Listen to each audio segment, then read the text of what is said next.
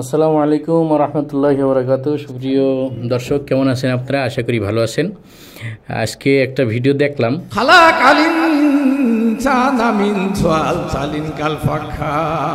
পদ্মা সেতুর উপর উদ্বোধন উপলক্ষে ভিডিওটা, কিন্তু এটা পদ্মা সেতুতে না, অন্য এক জায়গায় চৌগাছা নামে একটা জায়গায় আয়োজন করা হয়েছে। সেখানে তারা বাংলাদেশে কোনো মৌলবী তালাশ করে পায় নাই, যেহেতু আমাদের মানুষগুলো মৌলবাদী তৈরি হয়, তাই তারা নিজেরাই কোরআন তেলাওয়াত করতে দাঁড়াই গেছে এবং তার তেলাওয়াতটা আপনারা অলরেডি সোশ্যাল মিডিয়ায় শুনছেন।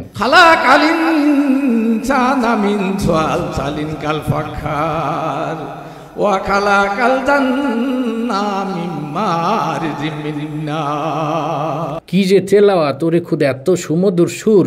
আমাদের ভাটিয়ালি এবং ওই যে গানগুলো আসছে, এই ভাটিয়ালি শিল্পী ছিল হয়তো বা কোনো সময় তিনি এই সুরে সে যে চমৎকার তেলাওয়াত করছে, মনে হইল যে কোরআন শরীফ মনে আবার নতুন করে নাজিল হইতে আসে।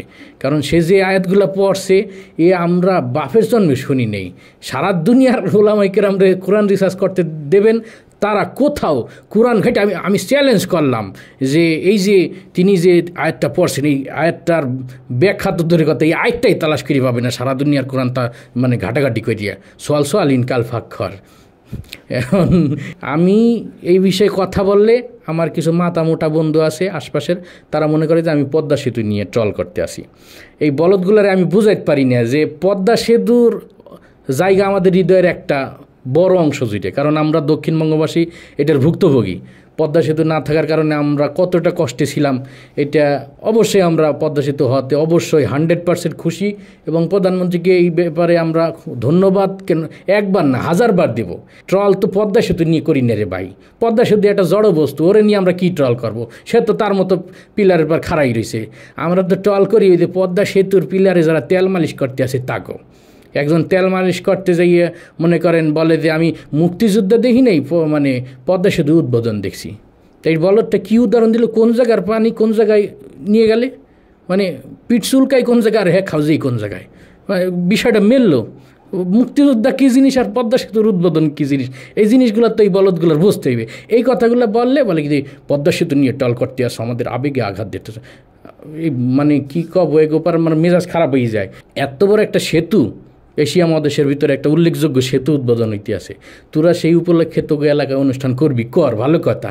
তো তোকে এলাকায় এক হুজুর নাই, তোর বাড়ির পাশে যে নুরানি মাদ্রাসা, ওই নুরানি মাদ্রাসা এক ছাত্র আইনে দিলেও তো খুব সুন্দর তেলাওয়াত করতো।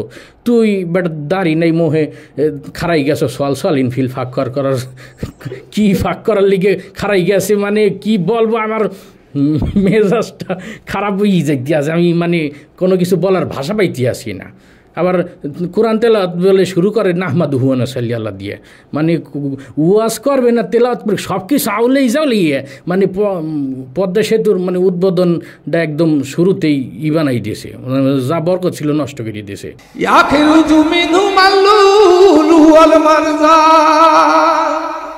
এই চৌগাছার যে মিয়া ভাই তেলাওয়াত করছেন, আপনি মেহরবানি করে ওই আরিসে দিয়ে আইসেন ঢাকা, এই আমাকে পদ্মা সেতু দিয়ে আইসেন না। আপনার তেলাওয়াতের যে অবস্থা, পদ্মা সেতু টেকবে না, ভাঙিয়ে যাবে। আপনি শুদ্ধ করে তেলাওয়াত শিখে তারপরে আমাকে এদিক দিয়ে আইসেন, জাজিরের দিয়ে আইসেন ঢাকা, নাইলে আপনি আরিসে দিয়ে যাতায়াত করেন। খবরদার পদ্মা সেতুর এদিকে আইসেন না। যদি আসতে হয় নুরানি ট্রেনিং দিয়ে আইসেন, নাইলে একজন হুজুর নিয়ে আইসেন সাথে করে, তাকে দিয়ে শুদ্ধভাবে তেলাওয়াত করে তারপরে উঠেন পদ্মা সেতুতে। বুঝলেন মিয়া ভাই? আসসালামু আলাইকুম।